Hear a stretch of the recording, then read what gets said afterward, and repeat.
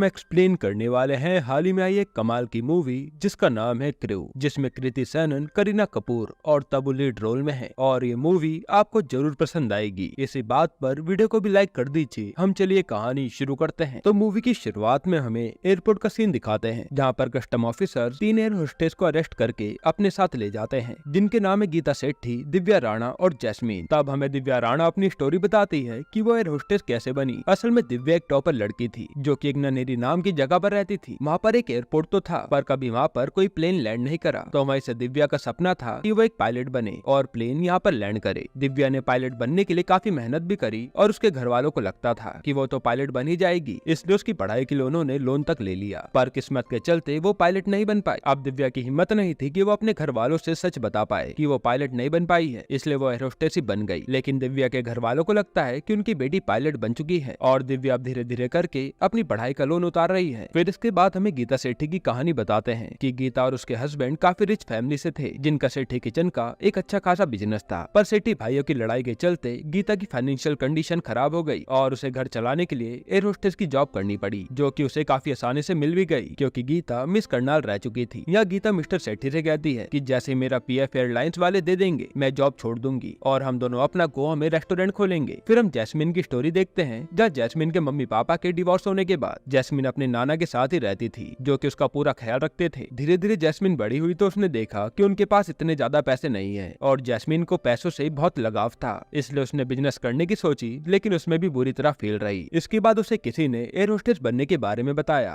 और ब्यूटीफुल होने के कारण उसे कोहिनूर एयरलाइंस में एयर होस्टेस की जॉब मिल गई और ये कोहिनूर एयरलाइंस का मालिक विजय वाल्या है। अब प्रेजेंट में इन तीनों से कस्टम ऑफिसर सवाल करती है और हमें पता चलता है कि इन्हें सोने की स्मगलिंग करने के इल्जाम में अरेस्ट किया गया है, जिसके बारे में ये कहती है कि हमें तो कुछ भी नहीं पता। तब ऑफिसर कहती है कि तुम्हें ये सब करने की जरूरत पड़ी क्यों। जिसके बाद हमें 6 महीने पहले का सीन दिखाते हैं, जहाँ गीता से दिव्या पूछती है कि हमें हमारी सैलरी कब तक मिलेगी, क्योंकि मुझे अपनी लोन की किस्तें चुकानी है। और न्यूज़पेपर में हम देख पाते हैं कि कोहिनूर एयरलाइंस कर्जे में डूब चुकी है, जिस पर गीता कहते कि एचआर मित्तल से बात हुई है, जो कह रहे थे कि दिवाली के बोनस के साथ साथ सबकी सैलरी भी मिल जाएगी। फिर ये सब प्लेन पर अपनी जॉब करने चले जाते हैं, जहाँ गीता पर एक पायलट वनेरा लाइन मारने आता है और गीता उसे ज्यादा भाव नहीं देती। अब जॉब के बाद इन सबको सैलरी तो नहीं मिलती, पर रोजाना के डेली अलाउंसेस मिलते रहते हैं, जो कि बहुत कम थे और इन सब की जिंदगी ऐसे ही चलती जा रही थी। साथ ही जैस्मिन एयरलाइंस की एक एम्प्लॉय को कभी कभी पैसे देकर भी मदद करती थी, क्योंकि जैस्मिन जानती थी कि उसको पैसों की जरूरत है, पर सैलरी तो उसे मिल नहीं रही। अब एक दिन तंग आकर गीता अपने क्रू के मेंबर राजवंशी से पूछ ही लेती है कि आखिर हमें सैलरी कब तक मिलेगी, जिस पर राजवंशी कहता है कि एयरलाइंस में ऐसी प्रॉब्लम्स आती रहती हैं। 9/11 में भी कुछ ऐसा ही हुआ था, पर कुछ टाइम में सबको पेमेंट और पीएफ सब कुछ मिल गया था। अब जब ये सब प्लेन में अपनी जॉब कर रहे होते हैं तो गीता राजवंशी को चाय देने आती है, पर वो देखती कि राजवंशी तो मर चुका है क्योंकि उसे सांस की प्रॉब्लम थी। तब वो अपनी साथियों को बुलाती है और ये डिसाइड करते हैं कि राजवंशी को सीपीआर देंगे, जिसके लिए दिव्या और जैस्मिन तो तैयार नहीं होती, पर इंसानियत के नाते ये काम गीता करने को तैयार हो जाती है। फिर जैसे गीता राजवंशी की चेस्ट प्रेस करने के लिए शर्ट खोलती है तो उसकी आंखें खुली की खुली रह जाती हैं, क्योंकि राजवंशी कई सारे गोल्ड के बिस्किट की स्मगलिंग कर रहा था। अब ये तीनों मिलकर राजवंशी को क्रू की सीट पर बैठाने जाती हैं और जैस्मिन कहते कि क्यों ना हम इससे सोना निकाल लें और जॉब छोड़कर अपनी लाइफ काफी अच्छे से जिए, जहाँ जैस्मिन दोनों को ही लालच देने लगती है। लेकिन गीता कहते कि नहीं, मैं चोर नहीं हूँ और मुझे जेल नहीं जाना, इसलिए गीता और दिव्या इसके लिए तैयार नहीं होती। इसके बाद ये लोग राजवंशी की बॉडी और सोना कस्टम वालों को दे देते हैं। यहीं पर हम जयवीर नाम के कस्टम ऑफिसर को देखते हैं, जो कि दिव्या को देखते ही स्माइल देता है और दिव्या जैस्मिन से बताती है कि ये दोनों बास्केटबॉल के टूर्नामेंट के दौरान मिले थे, जहाँ जयवीर और दिव्या करीब आए और इंटीमेट भी हुए, लेकिन उसके बाद ये फिर कभी नहीं मिले। अब जयवीर आकर दिव्या से बात करता है और उसका नंबर भी ले लेता है कि हम टच में रहेंगे। वहीं इनका एचआर मित्तल भी राजवंशी की बॉडी के पास खड़ा था, जिसे गीता बुलाती है, पर वो उसे इग्नोर कर देता है। और जब कस्टम वाले बात करते हैं तो हमें पता चलता है कि ये तो टोटल 12 किलो सोना था, जो कि अलबुर्ज ले जाया जा रहा था। जिसके बाद कस्टम वाले और भी ज्यादा एक्टिव हो जाते हैं। फिर यहाँ से ये तीनों अपने अपने घर आती हैं तो हम देखते हैं कि तीनों की घर की कंडीशन ज्यादा अच्छी नहीं है, जहाँ एक तरफ जैस्मिन ठीक तरह से अपना घर का भाड़ा तक नहीं दे पा रही, वहीं दिव्या के पापा को लोन की इंस्टॉलमेंट देने के लिए अपनी ऑल्टो बेचनी पड़ी और गीता और उसके पति को भी कम पैसों में गुजारा करना पड़ रहा है। अब जैस्मिन के पास उसके नाना आते हैं, जो कि उसे अपनी एक सोने की पुश्तैनी अंगूठी देते हैं और घर का भाड़ा देने के लिए जैस्मिन बिना बताए वो अंगूठी बेच देती है। इसके बाद जब गीता सब्जी खरीद रही होती है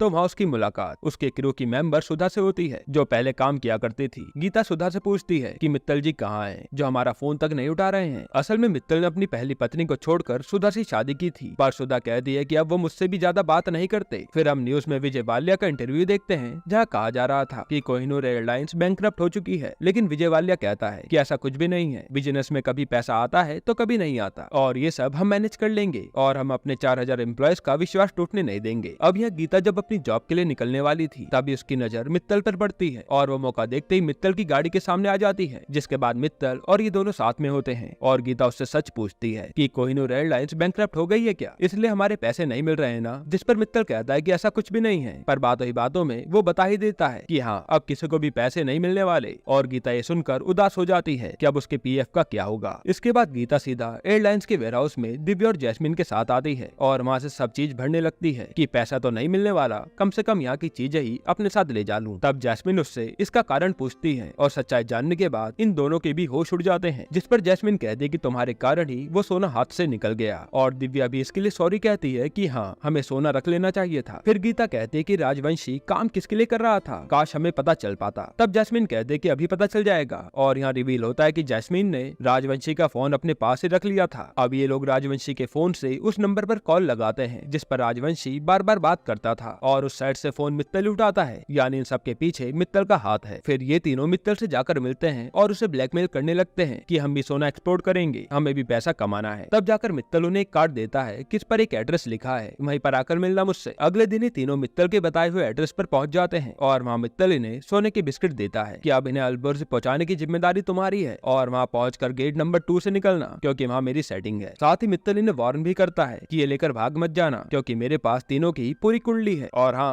राजवंशी का मामला अभी भी गर्म है, इसलिए कुछ और तरीका सोचना इसे बाहर ले जाने का। अब ये तीनों घर पर बैठकर सोना बाहर कैसे ले जाएं इसी के बारे में सोच रही थी। तब दिव्या पूछती है कि लोग विदेश से सोना इंडिया लेकर आते हैं पर यहाँ तो उल्टा ही हो रहा है, ऐसा क्यों? जिस पर जैस्मिन कहते कि तुम आम खाओ, गुठलियां मत गिनो और ये फालतू के सवाल मत पूछा करो। अब इन्हें कुछ भी समझ नहीं आता कि ये सोना कहाँ रख कर ले जाएं। और फिर जैसे गीता चॉकलेट खाती है तो उसे एक आइडिया आता है, जिसके बाद ये तीनों सोना लेकर सोनार के पास चले जाते हैं और उससे सोना पिघलवा कर चॉकलेट बॉल की शेप में बनवा लेते हैं, जिस पर बाद में ये लोग कैंडी का ही पानी चढ़ा देते हैं और इस तरीके से ये लोग अपनी पहली स्मगलिंग को डर डर के अंजाम देते हैं, जिसके लिए इन्हें खूब सारे पैसे भी मिलते हैं। अब धीरे धीरे ये लोग इसी तरीके से हर रोज सोना बाहर पहुंचाने लगते हैं और खूब पैसा भी कमाते हैं, जिससे तीनों की जिंदगी सही होती जा रही थी। जहाँ जैस्मिन अपने नाना की अंगूठी वापस खरीद लेती है और गीता को अपना रेस्टोरेंट खोलने का सपना साकार होता नजर आ रहा था और ये लोग इन पैसों से खूब एंजॉय भी करते हैं और जो मन में आता है वही खरीदते रहते हैं। साथ ही जैस्मिन कुछ पैसे उस एम्प्लॉय को भी देती है ताकि उसकी थोड़ी मदद हो पाए। अब एक दिन इन तीनों की इतना खुश होकर काम करता देख क्रू की एक लड़की को शक होता है कि सैलरी न मिलने के बाद भी ये लोग इतना खुश क्यों हैं, पर वो इन्हें कुछ भी कहती नहीं। फिर एक दिन जब ये लोग अपनी फ्लाइट के लिए जा रहे होते हैं तब इन्हें कस्टम ऑफिसर रोक लेती है और इनके सामान की तलाशी लेने लगती है। अब जैसे वो ऑफिसर उस चॉकलेट वाले बॉक्स को उठाती है तभी वहाँ जैस्मिन को जयवीर दिखता है और वो दिव्या का नाम लेकर उसे वहाँ पर बुला लेती है, जिसके बाद जयवीर उस ऑफिसर से कहकर उन्हें जाने देता है और यहाँ पर आज ये बाल बाल बचे थे। अब जॉब के बाद ये लोग जब घर जा रहे होते हैं तब जैस्मिन दिव्या को जयवीर के नाम से छेड़ती है कि अब तो दोनों क्लोज आ गए हैं और फिर वो मौका देखते दिव्या के फोन से जयवीर को मैसेज कर देती है डिनर के लिए और तीनों को इतना खुश देखकर उनके साथ वाली मेंबर को थोड़ी जलन हो रही थी। अब रात को दिव्या जयवीर के साथ डिनर करने आती है जहाँ पर ये दोनों क्लोज आ जाते हैं, पर दिव्या कहते कि आज नहीं फिर कभी करेंगे। इसके अगले दिन जब ये लोग फ्लाइट पर होते हैं तो इन्हें आज का अलाउंस मिलता है, जिसे देखकर वही क्रू मेंबर कहती है इतने पैसों से तो मैं अपने बच्चे को भी अच्छे स्कूल में नहीं पढ़ा पाऊंगी और वो अपना हाल बताकर रोने लगती है, जिसे देखकर दिव्या और गीता को दया तो आती है पर वो कुछ कहती नहीं क्योंकि अगर वो इन्हें सच बता देंगे तो ये बात हर तरफ फैल जाएगी कि कंपनी बैंकरप्ट हो चुकी है और फिर इनका गोल्ड बाहर ले जाना नामुमकिन हो जाएगा। फिर कहानी प्रेजेंट में आती है जहाँ कस्टम ऑफिसर बार बार सोने के बारे में पूछे जा रही थी कि बुड्ढे के मरने के बाद सोना बार बार अलबुर्ज में स्मगल किया गया है और मुझे उसमें तुम्हारा हाथ लग रहा है, पर ये तीनों साफ साफ मना कर देती हैं। जिसके बाद वो ऑफिसर उनकी फोन चेक करती है और जैस्मिन के फोन में उसे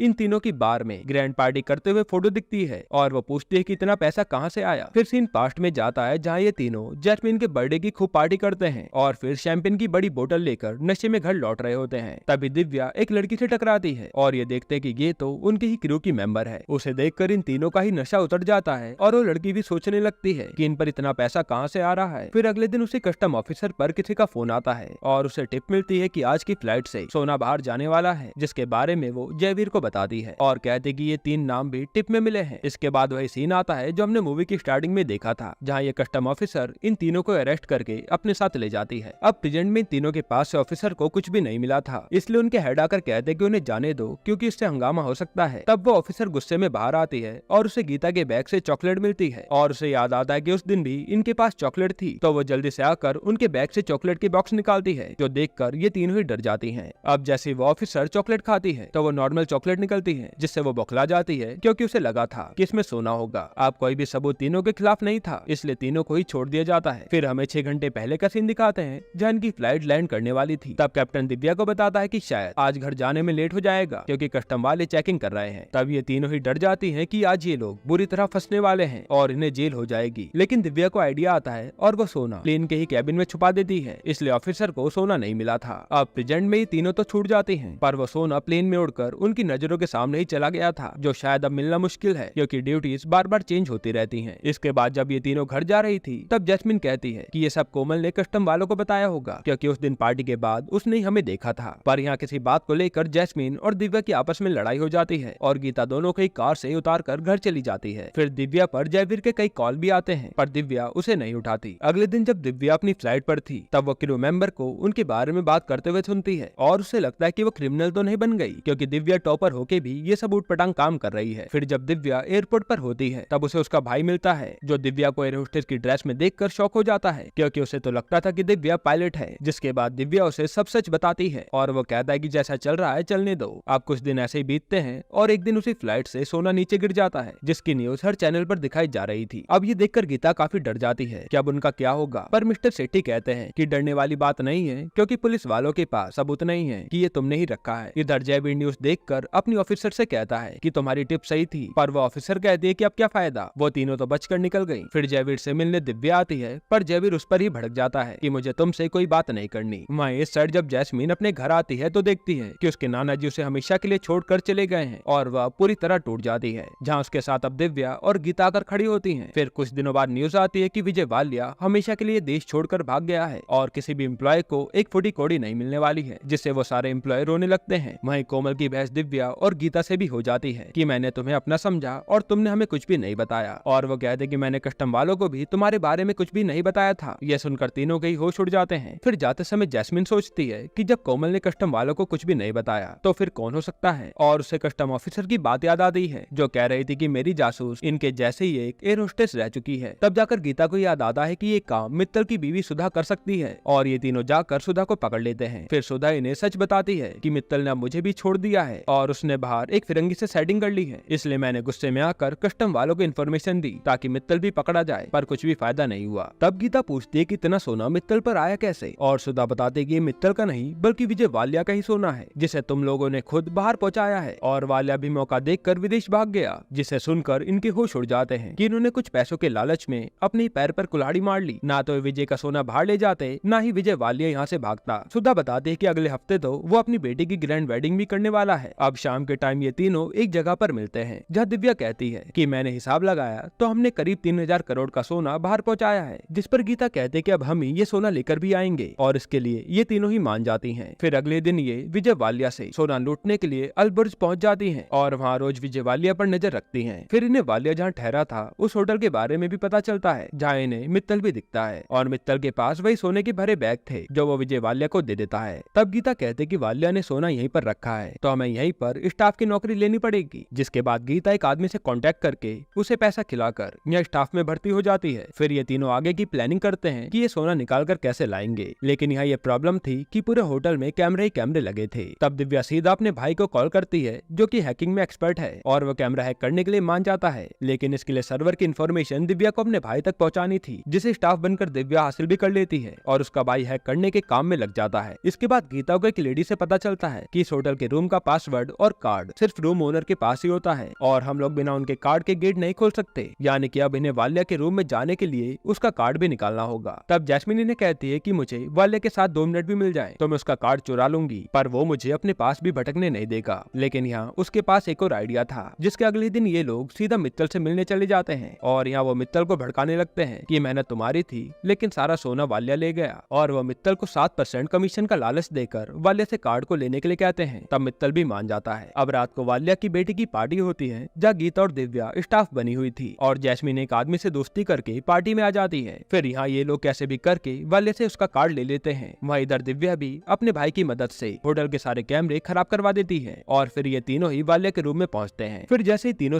सामने रखे सूटकेस को खोलते हैं तो इनके होश उड़ जाते हैं क्योंकि तीनों ही बैग खाली थे और इनका पूरा प्लान फेल हो गया। तभी वहाँ पर वाल्या की बेटी आ जाती है और ये बचकर वहाँ से भाग जाते हैं। अब बाहर उदास बैठकर ये कहते हैं कि अब हम कुछ भी नहीं कर सकते, हमें घर लौट जाना चाहिए। अब इसके 2 दिन बाद वाल्या अपनी बेटी और दामाद के साथ सारा सोना लेकर किसी दूसरे देश जाने के लिए निकलता है और प्लेन में हम देखते हैं कि उनकी खातिरदारी के लिए गीता और जैस्मिन पहले से ही मौजूद हैं। तब हमें फ्लैशबैक का सीन दिखाते हैं जहाँ गीता ने कहा था कि हमें वापस लौट जाना चाहिए। उसी समय जैस्मिन एक टैब निकालती है जो कि उसने वाल्या के रूम से उठा लिया था और उससे इन्हें पता चलता है कि वाल्या ये देश छोड़कर किसी आइलैंड पर जा रहा है और ये प्लान करते हैं कि हम प्लेन से ही सोना चुराएंगे। जिसके बाद सबसे पहले ये लोग प्लेन की क्रू को ठिकाने लगाते हैं और उनकी जगह खुद क्रू बन के आ जाते हैं। अब ये प्लेन में सबको बेहोशी की दवा डालकर शैंपेन पिलाते हैं पर वाल्या की बेटी उसे पीने से ही मना कर देती है और वो उटपटांग फरमाइशें करने लगती है जिसकी डिमांड पूरी करते करते ये लोग ही पागल हो जाते हैं। फिर थोड़ी देर में सारे लोग बेहोश हो जाते हैं पर वाले की बेटी ने तो कुछ भी पिया नहीं था इसलिए वो होश में थी। अब थोड़ी देर में उसके सोने के बाद ये लोग जल्दी से जाकर वाले के बैग चेक करते हैं तो सोना उसी में था और ये देखकर ये बहुत खुश होते हैं। पर तभी पीछे से वाले की बेटी आती है और वो अपने पापा को जगाने लगती है पर दवाई के कारण शोर मचाने के बाद भी कोई जागता नहीं और ये वाले की बेटी को बांध देते हैं। फिर जैस्मिन और गीता उन बैग को बंद करके ले जाने की तैयारी करते हैं और यहाँ वाले की बेटी किसी तरह से प्लेन उड़ाने वाले कैप्टन को कांटेक्ट करती है और हमें पता चलता है कि प्लेन उड़ाने वाला कोई और नहीं बल्कि दिव्या ही है। फिर हमें फ्लैशबैक दिखाते हैं जहाँ इन्हें पता चला था कि वाल्या के प्लेन का पायलट वही आदमी है जो कि गीता पर लाइन मारता है, इसलिए गीता उससे मिलने गई और उसे बेहोश करके बंद कराई। फिर उसकी जगह दिव्या ने ले ली। अब प्रेजेंट में जब प्लेन को लैंड करने की बारी आती है तो दिव्या काफी ज्यादा डरी हुई थी